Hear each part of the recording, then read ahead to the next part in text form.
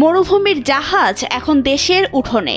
লম্বা গলা, পিঠে বিশাল এক কোচ আর চোখে মুখে এক রাজকীয় ভাব নিয়ে দাঁড়িয়ে আছে সুলতান। কুমিল্লার সদর দক্ষিণ উপজেলার লক্ষ্মীপুর এলাকার একটি অ্যাগ্রো ফার্মে এই ভিন্নধর্মী আকর্ষণ নিয়ে এসেছেন ব্যবসায়ী জুয়েল আহমেদ, যার দাম হাঁকা হচ্ছে ৩৫ লক্ষ টাকা।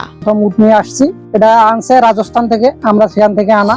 এটা প্রাইস মূল্য চাওয়া ৩৫ লক্ষ টাকা। সাধারণত কোরবানির হাটে গরু বা মহিষের দাপট থাকলেও এবার সুলতানের আগমনে পুরো দৃশ্যপট বদলে গেছে। উটটি দেখতে প্রতিদিন হাজারো উৎসুক মানুষ ভিড় জমাচ্ছেন খামারে। খামারি জুয়েল আহমেদ জানান, মূলত গতানুগতিক ধারার বাইরে গিয়ে ভিন্ন কিছু করার ইচ্ছা থেকেই তিনি রাজস্থান থেকে উটটি আনিয়েছেন।